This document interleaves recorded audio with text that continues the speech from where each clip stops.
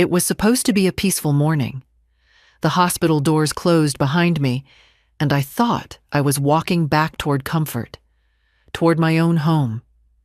My body was still weak, but my heart was full of hope. I carried my small suitcase, the same one I had used on happier days.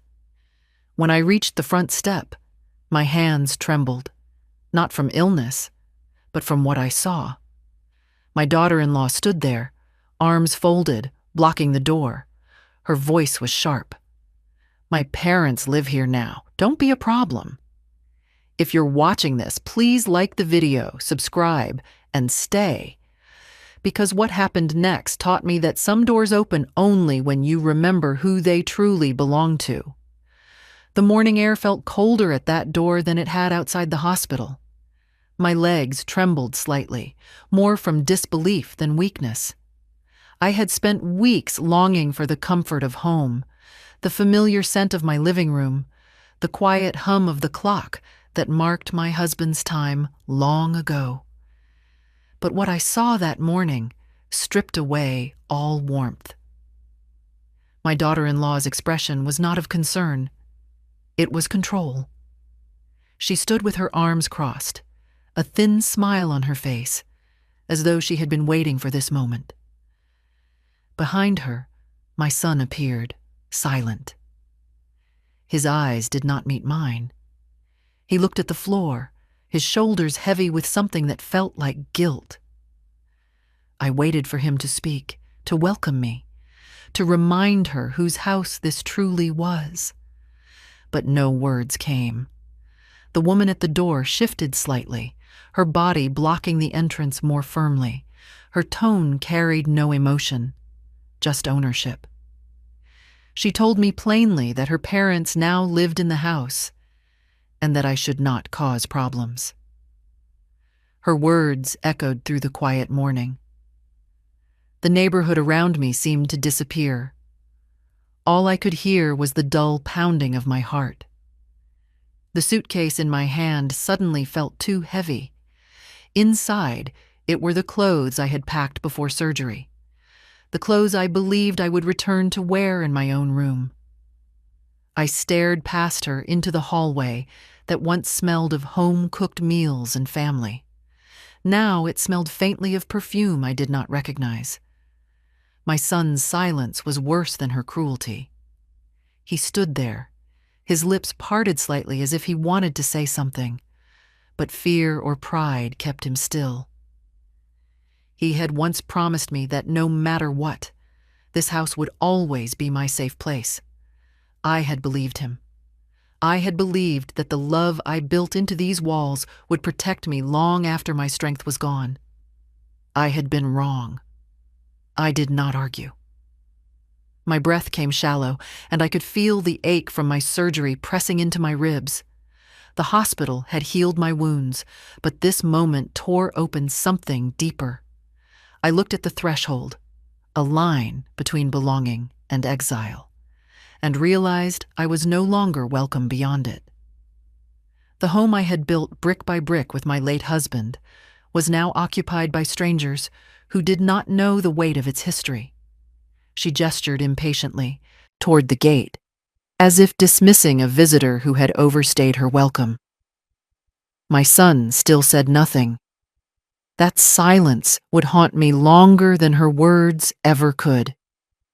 I turned slowly, my hand brushing the side of the doorframe, feeling the wood that had once held garlands during Christmas and nameplates with love carved into them. The touch of that wood felt like saying goodbye. As I stepped away, snow from the previous night crunched softly beneath my shoes. Each step felt heavier than the last. My body was weak, but my mind was awake. I thought of my husband, how we had saved every penny to build that house, how he had painted the walls himself, how I had planted the small garden in front where roses still bloomed. I thought of the evenings when my son was a boy, sitting on his father's lap, promising he would never let me be alone. The chill of the morning wind brushed against my face. I didn't cry, The tears sat somewhere deep, too frozen to fall. The street was quiet except for a distant dog barking, unaware that a mother had just been pushed out of her own door. I reached the end of the street and looked back once. The curtains had already been drawn. The house looked peaceful from the outside, calm, composed, deceptive. But I knew better. Inside that calmness, kindness had died. I walked to the small park nearby and sat on a bench, clutching my bag. The pain in my chest wasn't from surgery anymore. It was from disappointment. It's strange how quickly a home can become a stranger. I had once imagined spending my last years surrounded by laughter, grandchildren, and warmth. But that dream had been quietly replaced while I was lying in a hospital bed. I closed my eyes for a moment and let the cold air sting my face. Somewhere between hurt and disbelief, something inside me hardened. It wasn't anger. Not yet. It was a quiet decision forming, a whisper in my mind that said this humiliation would not be the end of my story. I had left the hospital healed in body, but broken again at my own door. Before betrayal ever touched those walls, that house was built on love and sweat. I can still remember the first time my husband and I stood on the bare plot, holding a rolled blueprint in our hands. The ground was uneven, the air was dry, but our hearts were full. We didn't have much money back then, only determination and a shared dream. To build a home that our children would never have to leave. Every inch of that place had a piece of us stitched into it.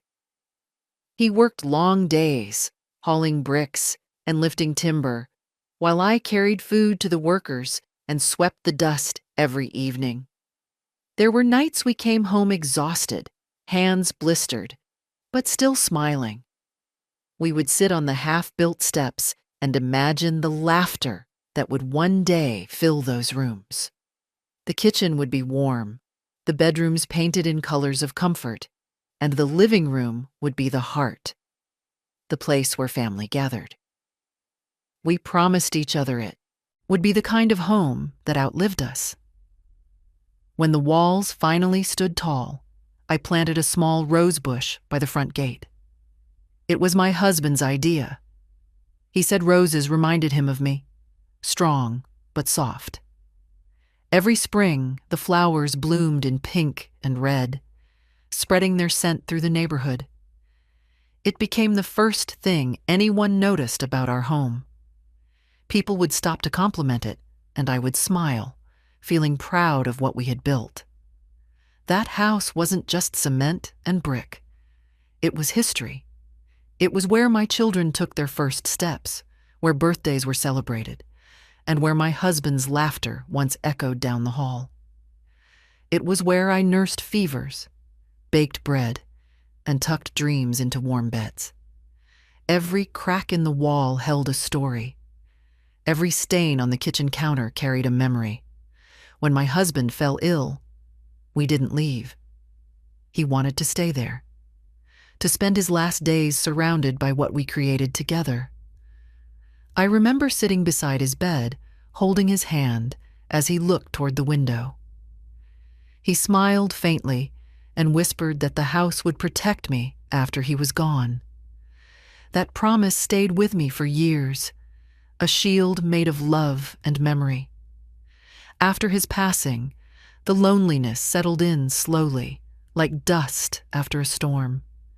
The children grew up and moved away, busy with their own lives, but the house remained alive. Every corner reminded me that I wasn't truly alone. I spoke to my husband when I watered the plants, when I cleaned the shelves, when I fixed a creaking hinge. His spirit lived there, and it gave me peace. When my eldest son got married, I wanted to give him something meaningful, something that would make him feel rooted. So I placed the title of the house in his name, believing it would unite us all. I didn't think twice. It was a mother's instinct to give, to secure her child's future, to make his path easier. I trusted that the same love that built those walls would protect me within them. For years it did. We lived together peacefully, sharing meals and laughter. The smell of my cooking once again filled the kitchen. I thought the circle was complete, that the home had fulfilled its purpose by sheltering generations. I didn't see the cracks forming beneath the surface. I didn't notice how love was slowly being replaced by convenience, how gratitude was shrinking into entitlement. After my son's marriage, the house began to feel different. The daughter-in-law brought change, some good, some quiet, and some cold. The walls that once echoed warmth started holding secrets. My son's laughter became softer, his time with me shorter. He no longer joined me in the garden or asked about the roses that bloomed every year. Small things went missing, not objects, but gestures. The bond that had once been unbreakable turned fragile. Still, I never doubted my place in that home. I never imagined that one day I would stand on the same doorstep I built with my hands and be told I no longer belonged. It is strange how a house can remember love long after people forget it. The walls still whispered his name, my husband's, even as his son tried to erase mine. I had placed that title in trust, not knowing that trust can be torn apart more easily than paper. I thought I had given him security. Instead, I had handed him power, and power in the wrong hands can turn a home into a weapon. When I walked away from that door after she spoke those cruel words, I realized something. The house was still mine, not by name, but by memory. Because no matter who stands inside its walls, the foundation will always carry the story of who built it, and that story has my husband's hands and my heart in every stone. When I was in the hospital, I thought of home every single day. The walls, the curtains, the smell of the old wooden floors. They were what kept me strong through the pain and the long nights. I told every nurse that I couldn't wait to go back. I even imagined my son waiting at the door, smiling, helping me carry my bag inside. I thought he would be proud that I had survived. I thought there would be soup on the stove and warmth waiting for me. But when I came home, what I found was colder than any illness could ever be. They had replaced me while I was gone. My daughter-in-law had moved her parents into my home. My room, the one I had spent years decorating with my husband's photographs and the small things that made me feel safe, was empty. The shelves were bare, the curtains gone, my pillows replaced. My clothes were packed into old boxes and stacked carelessly near the door. My favorite blanket, the one I used to keep across my lap during winter, was nowhere to be seen. When I stepped inside, it didn't even smell like home anymore. The scent of fresh paint and expensive perfume hung in the air, mixed with the faint aroma of someone else's cooking. A man's laughter echoed from the living room, a voice that did not belong to my husband or my son. A woman's chatter followed, light and cheerful, unaware that she was sitting in a chair my husband built with his own hands. I stood there, unseen, unwanted, watching the life I created being lived by strangers. My son walked past me, his head down, pretending not to notice my tears. The woman who now sat on my couch smiled politely, the way you smile at a guest. I realized at that moment that I wasn't a guest in my own home, I was an inconvenience. I wanted to ask, when did I stop belonging here? But I didn't speak. The answer was already clear. The walls that once carried the sound of my husband's voice now echoed with laughter that didn't know his name. The dining table, where I had served family dinners for years, now had someone else's plates, someone else's hands passing food across it. My framed wedding photo had been moved to the storage room, replaced with a picture of her parents smiling proudly. I stood in the doorway, gripping my suitcase, realizing I had been replaced in every sense. As a mother, as a homeowner, as a person who mattered. The humiliation burned quietly inside me. I had been through pain before. The pain of losing my husband, of raising a family alone, of working until my hands cracked. But this was different. This was betrayal, wrapped in silence. My son didn't raise his voice, didn't say anything cruel. He didn't have to.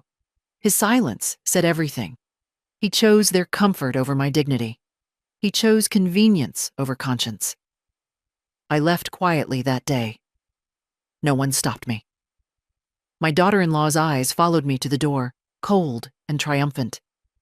My son stayed in the kitchen, pretending to pour coffee.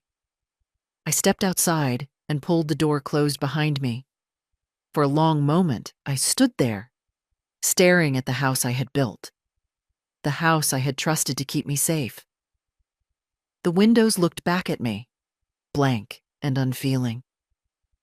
I realized that sometimes the hardest part of love is understanding when it's no longer returned. I didn't cry until I reached the street. The tears came suddenly, blurring the world into streaks of light and shadow.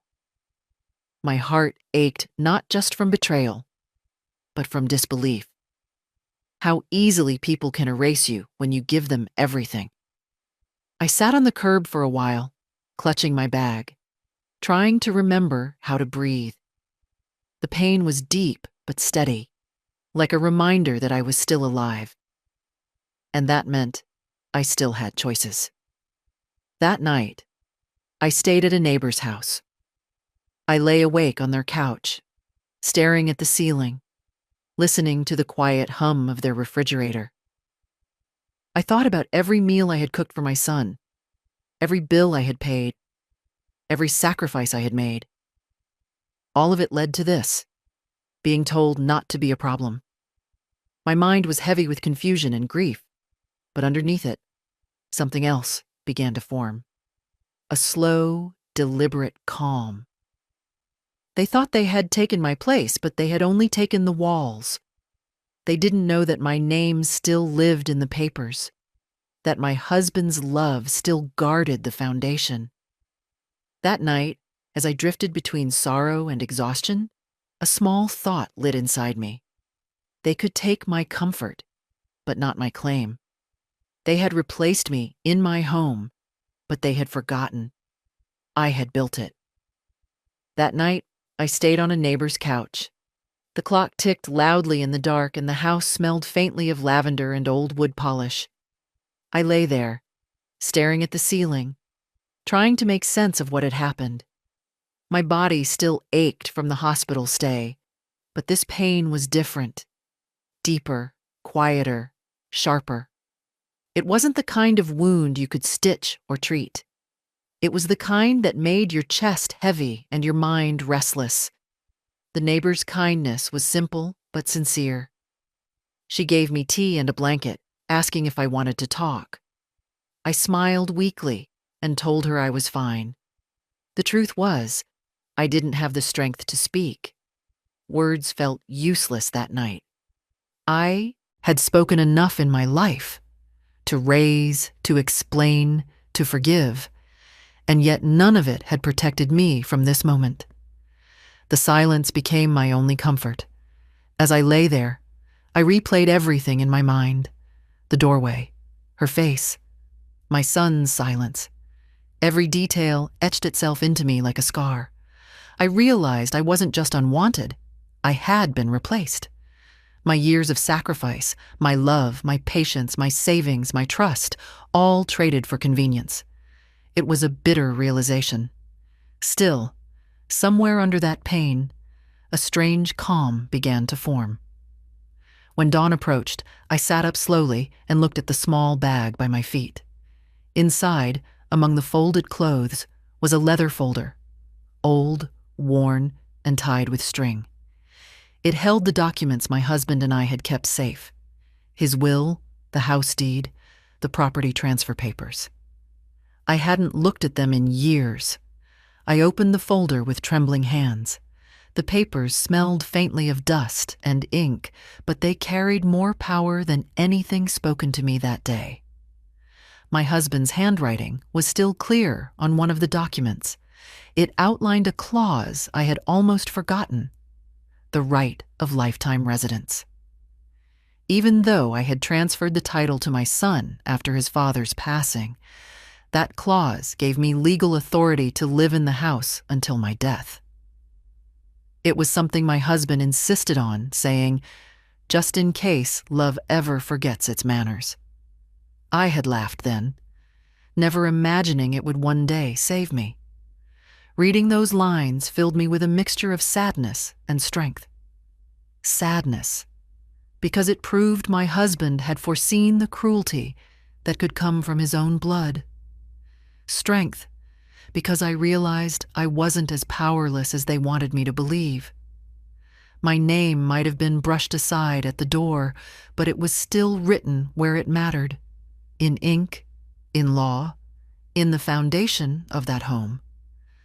I sat there for a long time, holding the papers close to my chest. The neighbor's cat brushed against my leg, and I smiled faintly. My tears had dried, replaced by something colder: resolve. I wasn't going to beg for kindness anymore. I wasn't going to fight for space in a home I had built.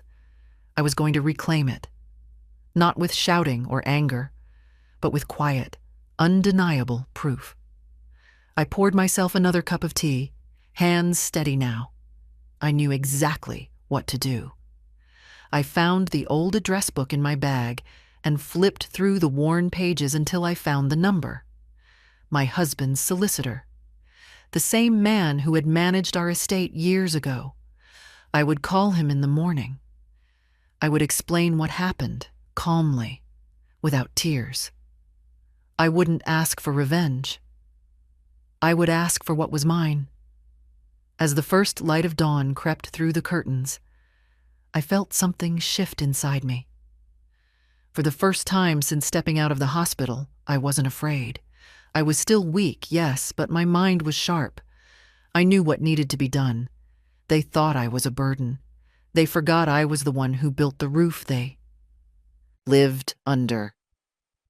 That night taught me that sometimes strength doesn't roar.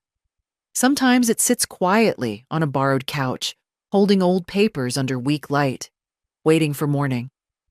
I didn't sleep. I didn't need to. By the time the sun rose, I had made my choice. I would return to my home, not through the front door, but through the law. I would walk back in, not as a helpless old woman, but as the rightful owner of my peace. That night, while they slept comfortably in my house, I sat awake, forming the calmest decision of my life. I would let justice, not anger, open that door again. When the morning came, I didn't feel like a victim anymore. I sat at my neighbor's small kitchen table, a cup of tea trembling in my hands, and waited for the solicitor's office to open. The sun outside was pale and quiet, creeping through thin curtains as if afraid to disturb the silence. I wasn't angry, not anymore. The anger had cooled into something stronger, sharper: purpose. At exactly 9 o'clock, I made the call. My solicitor, Mr. Howard, had been handling our family's documents since my husband was alive. His voice was calm, seasoned, and professional, but I could hear the faint note of concern when I told him what had happened. I explained that I had been in hospital for weeks, that I came home to find strangers in my house, and that my daughter-in-law told me I no longer belonged there. He asked me to pause, to take a breath, then quietly said, "Let's start from the beginning. Tell me everything." So I did. I told him about the will, about the clause my husband had added. the one that guaranteed me the right to live in that house for the rest of my life. I told him about the years I had trusted my son completely, signing papers without hesitation, believing that love was stronger than greed. He listened without interruption, taking notes. When I finished, there was a brief silence on the line, and then he said words I would never forget. "They can't do this to you. The law is on your side."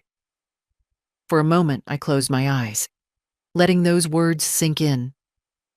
I had spent my whole life surviving storms without protection, thinking endurance was my only shield. But now I realized that sometimes quiet strength needs a louder ally, and that ally is truth written in ink. Mr. Howard asked me to bring the original will and deed to his office that afternoon. I thanked him and hung up the phone. The rest of the morning passed slowly. I packed my bag with the papers and a few personal things. My husband's old pen, the one he used to sign those documents, a photograph of us standing in front of the house when it was first built, and a silk handkerchief embroidered with my initials. Small reminders of the life I was about to defend. I wasn't fighting for revenge. I was fighting for dignity.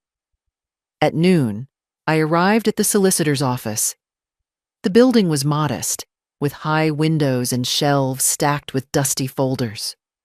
Mr. Howard greeted me with a kind smile and motioned for me to sit. He spread the documents across his desk, adjusting his glasses as he read through them line by line. His finger paused on the clause, tracing it slowly. "Here it is," he said. "Lifetime right of residence. That means you cannot be removed under any circumstance without your written consent." He leaned back, looking at me over his glasses. "They've broken the law, Mrs. Turner. You have every right to reclaim your home." Hearing it confirmed felt like a heartbeat returning after too long. I wasn't powerless. I wasn't forgotten. I was the rightful resident of the home my husband and I built. The same home my son and his wife had tried to take from me.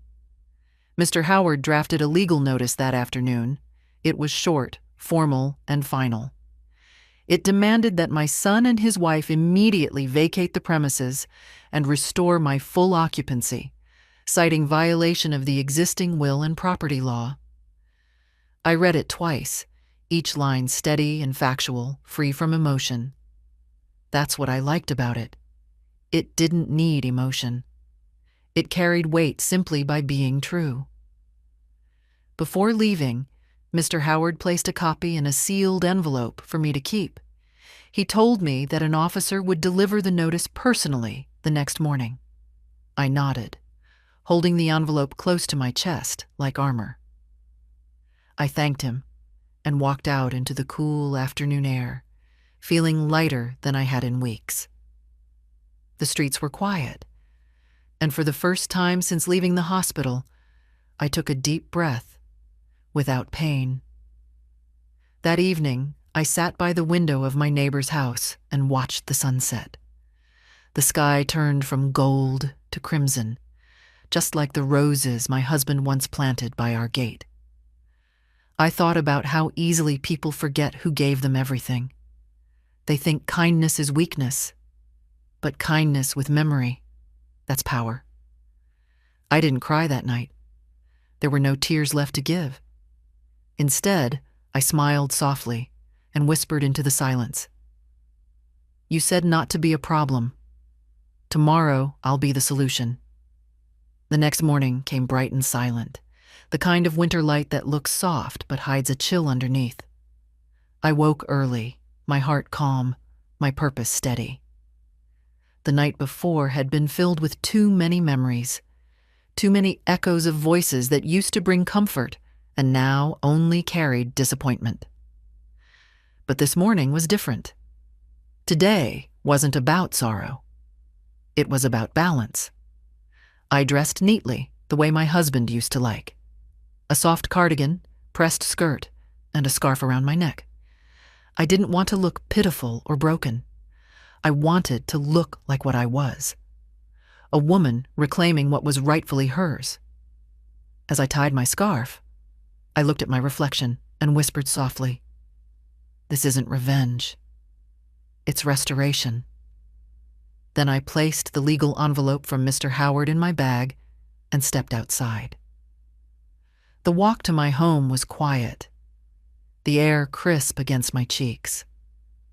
I passed familiar fences, the bakery where I used to buy bread for my grandchildren, the park where my husband had once pushed our boys on the swings. Everything looked the same, yet different, smaller somehow, as if the years had shrunk the world around me. But the one thing that hadn't changed was the determination beating in my chest. When I reached the gate, the sight almost took my breath away. My once tidy garden was cluttered with someone else's chairs and shoes. The porch light was still on, but not for me. I stood there for a moment, gripping the strap of my bag, feeling the weight of the years that had led to this point. And then I saw him. The officer from Mr. Howard's office, walking up the path with a brown envelope in his hand. He nodded respectfully, confirming my name before stepping ahead to knock on the door. My heart pounded, not out of fear, but anticipation. I didn't want shouting or chaos. I wanted silence to do the talking, the kind of silence that carries truth like thunder. It didn't take long for the door to open. My daughter-in-law stood there first, dressed in her expensive robe, her face painted in shock. Behind her, my son appeared, his expression pale, his posture stiff. The officer greeted them politely and handed over the notice. For a second, no one spoke. Then, as they began to read, I saw their confidence melt like ice under sunlight. The daughter-in-law's voice faltered first. Her eyes darted across the lines, confusion turning to disbelief. The document made it clear. I still had full lifetime rights to the property. Their decision to move her parents in was unlawful. The officer's words were firm, his tone professional. He was simply delivering the law, not emotion. I didn't need to add a single word. My son's face lost all color as he realized the weight of what they had done. I saw shame crawl across his expression, though he tried to hide it. For the first time, his silence wasn't power. It was fear. He turned toward me, mouth opening as if to speak, but I simply looked at him. The same calm look I had given him as a child when he lied about breaking something precious. This time, the broken thing was trust. The officer finished explaining the notice. They were given 72 hours to restore the property to its rightful state. My residence, my space, my authority.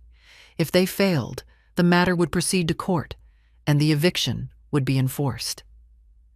He left soon after, his footsteps echoing on the path, leaving behind a silence heavier than any argument could have been.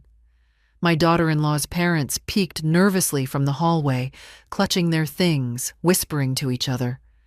They didn't look proud now. They looked small, misplaced. The woman who once told me not to be a problem couldn't meet my eyes. I turned and walked away before they could say anything. I didn't need to watch them pack. I didn't need to see their regret. I already knew how the story would end. When I reached the corner of the street, I paused and looked back at the house one last time. The curtains were drawn, the same curtains I once stitched by hand. I realized something then. People can take what you build, but they can't take what you become. The house was mine by paper, yes, but it was mine in spirit long before that. As I walked back to my neighbors, the morning sun warmed my face. My hands didn't shake anymore. I felt light, not because they were gone yet, but because justice had begun its quiet work. There was no shouting, no violence, No revenge, only peace and proof. I didn't destroy their pride. I let the truth do it for me. By the third evening, the house was quiet again. The rented truck had come and gone, carrying away furniture that wasn't theirs to keep. The woman who once spoke with such confidence now moved through my hallway with her head bowed, carrying boxes that once held my memories. Her parents avoided looking at me.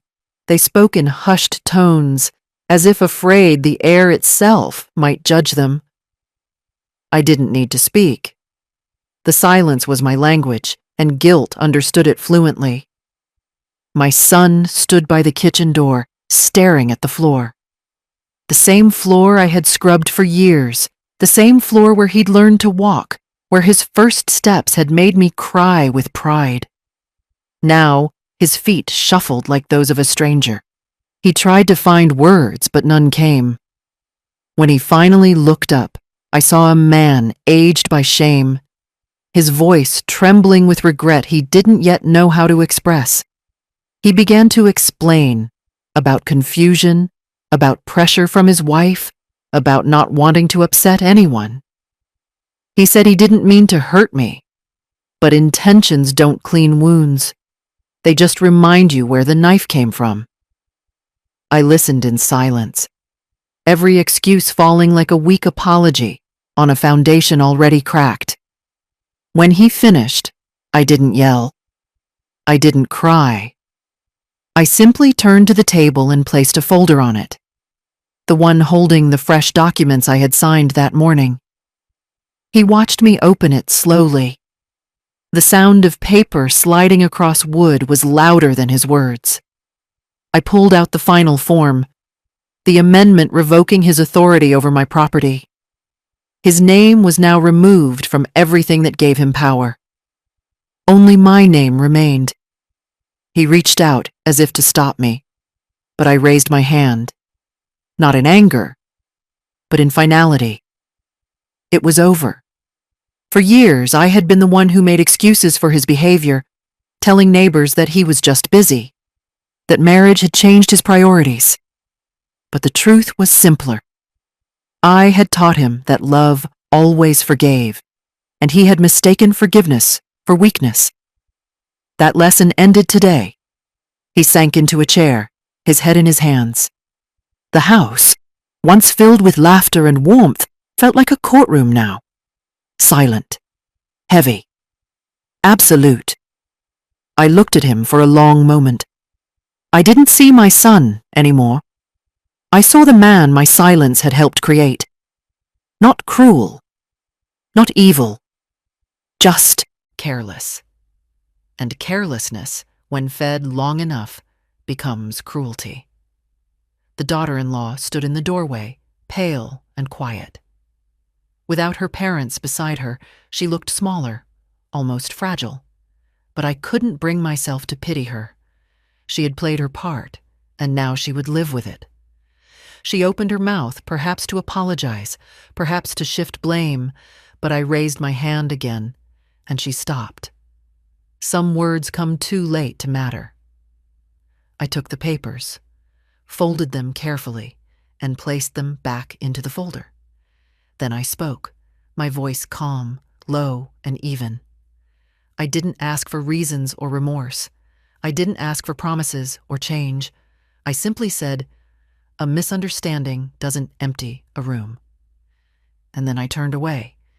He said my name as I walked toward the door, but I didn't stop. The sound of it broke something inside me, but not in the way it used to. This time, it didn't hurt. It just confirmed that I was finished. There are moments in life when love is no longer enough, when you must choose self-respect over sentiment. I had reached mine. When I stepped outside, the air was cold but clean. The evening sky was painted in faint pink and gold, like a quiet promise that new beginnings don't need fanfare, only courage. I stood for a while at the gate, watching the light fade through the curtains. I knew I would sleep peacefully tonight for the first time in months. Inside that house, my son would have to face the walls that now belonged fully to me. He would sit in that silence and remember the sound of his mother's calm voice, not raised, not trembling, just final. That's the thing about truth delivered without anger. It lingers longer. As I walked back to my neighbor's home, I realized I hadn't just taken back my house. I had taken back my place in my own story. For years, I had been written out, dismissed, and silenced. But with one clause, one signature, one steady decision, I had written myself back in. Justice doesn't always arrive in courtrooms. Sometimes it knocks on a door at dawn and leaves behind silence that cannot be argued with. The house felt hollow for a few days after they left, like it was holding its breath. There were empty marks on the carpet where their furniture once stood, and faint imprints on the walls where frames had hung. It should have made me sad, but it didn't. It felt like cleansing, like someone had finally opened all the windows after a long storm and let the air change. For the first time in years, the silence didn't sting. It healed. I walked slowly through every room, touching the corners I had once dusted, the doorknobs that had turned countless times under my hands. My husband's photograph sat on the mantel, where it had always been, though it had been moved aside for months. I straightened it gently, whispering a thank you, not because the battle was over, but because I had finally remembered how to stand on my own. The kitchen was the first place I restored. I brewed tea and let the sound of the kettle fill the air. That simple sound, the whistle rising in the quiet, felt like music. I poured myself a cup and sat by the window, sunlight spilling across the table. The chair creaked under my weight, but it was my chair, in my home, in my peace. Over the next few days, neighbors began stopping by. Word had traveled fast. It always does in small communities. They brought food, flowers, even small notes tucked in envelopes. One woman told me, "You did the right thing." And I smiled politely, but I didn't feel victorious. What I felt was relief. Justice doesn't always roar. Sometimes it just sighs quietly and goes back to work. I spent my afternoons cleaning and rearranging. The rooms looked smaller without all the clutter they had filled them with, but they looked honest. The air smelled faintly of lavender from the candles I lit at dusk. My hands moved without hurry, wiping, folding, placing, as if every motion was undoing the disrespect that had stained these walls. I found some of my old belongings in boxes they hadn't bothered to unpack properly. My late husband's watch, my knitting basket, a framed photo of our wedding day, the edges bent but still beautiful. I set them all back in their places, one by one. With each item restored, I felt another piece of myself return too. Sometimes in the evenings, I'd hear footsteps outside, cautious ones. My son came by a few times, standing by the gate, unsure whether to enter. The first time, I pretended not to notice. The second time, I opened the curtain just enough for him to see me. We didn't speak. He nodded once, a silent apology that didn't need words. I nodded back. Not forgiveness, not yet, but a beginning. The daughter-in-law didn't return. I heard she had moved back with her parents. I didn't hate her. Pity is a quieter feeling than hate, and far more permanent. She had built her life on pride, and pride never survives truth. I prayed, not for punishment, but for understanding. The kind that comes when life teaches what people refused to learn. Days turned into weeks. The house began to feel alive again. The ticking of the clock sounded like company. The creak of the floor felt familiar. Even the wind at night seemed gentler, as if the walls themselves were breathing easier. I started baking again, though I no longer had anyone to serve it to. I planted roses outside the porch, the same ones my husband once loved. The soil under my nails felt like healing. One afternoon, as I watered the plants, an old neighbor said something that stayed with me. "You didn't just win back your home, dear. You won back your story." She was right. For too long, I had lived as if my life belonged to someone else. My son, his wife, their rules. But that house was my last chapter, and I had written it in my own hand again. Now I spend my evenings in the armchair by the window, a soft blanket over my knees. The same view, the same world. But everything feels new. The quiet isn't loneliness anymore. It's peace with structure. I don't need anyone to knock or call or fill the rooms with noise. The silence speaks for me now. The kind of silence that says, "I survived this, and I did it my way." When people ask how I managed, I tell them the truth. I didn't fight with fury. I fought with patience, proof, and paper. I didn't burn bridges. I just locked doors that should have stayed closed. Some call it revenge. I call it remembering my worth. And as the sun sets over the garden I planted with my own hands, I realize something simple but profound. Peace isn't given. It's reclaimed.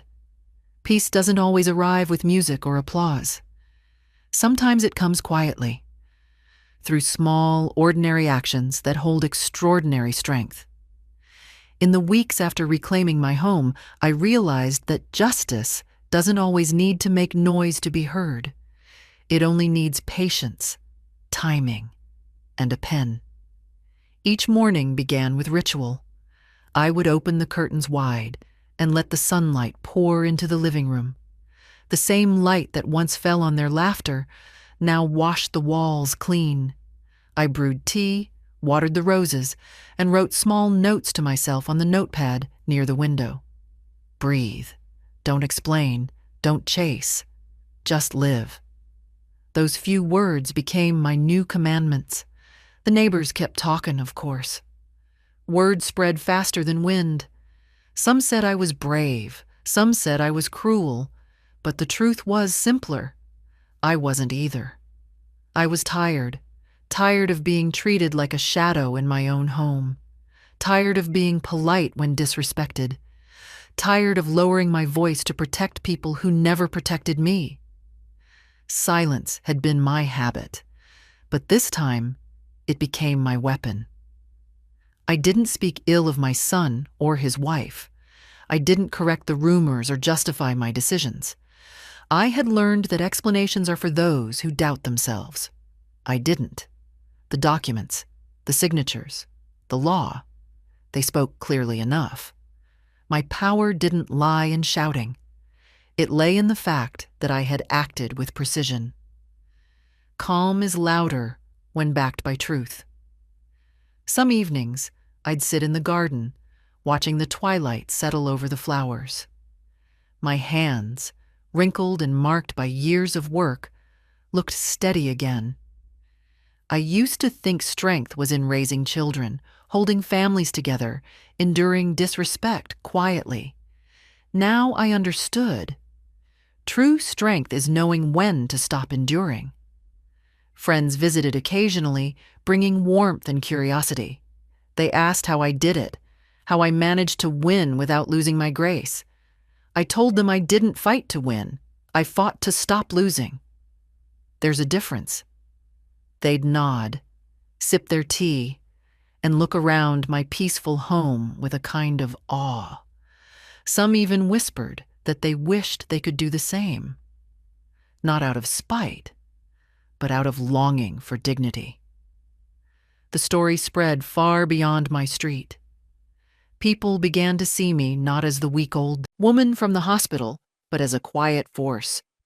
The kind of person who doesn't argue, she acts. A few younger women came by asking for advice about their own troubles, with sons, daughters, in-laws, ungrateful family. I never told them to get revenge. I told them to get clarity. Revenge burns the moment. Clarity rebuilds the future. I often thought about my husband during these peaceful nights.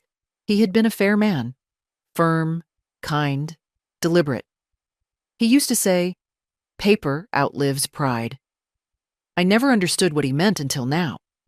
Because when people's tempers fade, what remains is what's written and what's right. Inside my home, I hung a single new frame on the wall.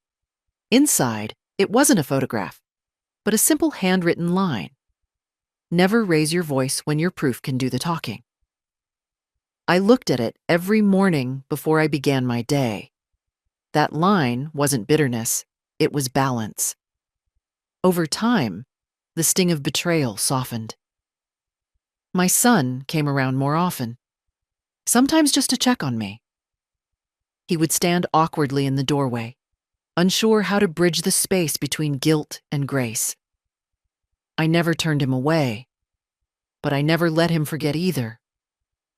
Some wounds don't need salt or shouting. They just need time and quiet consequence. Now I find peace in the smallest details. The clink of my teacup, the steady rhythm of my clock, the sound of distant birds. I don't wait for anyone to knock. I don't wait for anyone's approval. The house feels whole, and so do I. Justice didn't come in thunder. It came in ink. It came in patience. It came when I remembered that dignity never asks for permission. I don't tell this story for pity. I tell it so others remember that silence isn't weakness. It's a weapon when held by steady hands. You don't have to scream to be heard. You just have to act once, firmly, and let the truth echo forever. Even now, when I sit by the window every evening, I don't see myself as a victim. I see a woman who survived her own kindness. The house is quiet. The clock ticks softly, and the air smells of peace and polish. I used to think growing old meant losing control, but I learned it can also mean regaining it, quietly, gracefully, completely. I often replay that day at the doorstep in my mind, not to feel pain, but to remember strength. The moment she said, "Don't be a problem," I could have begged, argued, or pleaded. Instead, I chose something stronger than emotion. I chose action. That decision changed everything. It didn't just give me my home back. It gave me my dignity back. When I look around my house now, I don't see emptiness. I see proof that self-respect can rebuild anything. The floors are still the same. The walls still hold the echoes of laughter and heartbreak. But the energy has changed. The air feels mine again, unshared, unclaimed, unchallenged. The home doesn't just shelter me anymore, it reflects me. Sometimes neighbors still stop by to talk. They sit at my table, sip tea, and ask the same question everyone eventually does. How did you do it without shouting? I tell them softly. Because shouting fades, but paper doesn't. Because revenge destroys, but law preserves. And because sometimes the most powerful thing a person can do is remain calm while everything around them tries to make them small. I've learned that silence isn't surrender, it's strategy. Every signature, every clause, every calm decision was a sentence in a story that no one expected me to write. When they thought I would crumble, I crafted a plan. When they tried to replace me, I rewrote the ending. They underestimated a woman who had already survived poverty, grief, and motherhood alone. There's something sacred about quiet power. It doesn't need validation or witnesses. It doesn't scream or demand attention. It just acts, leaving truth behind as evidence. My story isn't about revenge. It's about memory. It's about never letting people forget who built the ground they stand on. My son visits sometimes. He doesn't come empty-handed anymore. He brings flowers or groceries, always knocking gently, never entering without permission. There's respect now, where there used to be arrogance. His wife stays in the car most days, pretending to scroll through her phone. I don't hold anger toward her anymore. I don't have space for it. My peace is too expensive to rent out to bitterness. When I look at them, I don't see enemies. I see lessons. Lessons that life gave me painfully, but perfectly. People may betray you, but paperwork remembers loyalty better than memory ever could. Now I spend my evenings writing letters I never send. To my husband, to my younger self, to the world. In them, I write the truths I wish I'd known sooner. That love without respect is a debt that never gets repaid. That silence, when used with purpose, can reshape destiny. That even a frail old woman can change the course of her life if she refuses to be erased. I keep those letters in a small wooden box beside my bed. Maybe one day someone will find them and understand that strength doesn't always wear armor. Sometimes it wears wrinkles and keeps its voice steady. And tonight, as I sit here watching the sky darken, I feel no regret, no loneliness, only balance. The law didn't just return my house. It returned my reflection. The woman staring back from the window is not bitter. She is complete. They told me not to be a problem. I became a clause instead. They said I should stay quiet. I turned that silence into justice. And now, the very papers they ignored are the reason I sit here free, safe, and unafraid. So, to anyone watching this, anyone who has ever been dismissed, disrespected, or replaced in the home they built, remember this. You don't need to shout to reclaim your power. You just need to stand still, breathe deeply, and let your proof speak. I didn't ruin my son's life. Restored my own. And if your child, your partner, or anyone ever tells you that you don't belong in the house you built, don't cry at the door. Find the paper that opens it again. Tell me, if you were in my place, standing with your suitcase at your own doorstep, would you beg to be let in? Or would you walk away with your head high and your name still written where it belongs?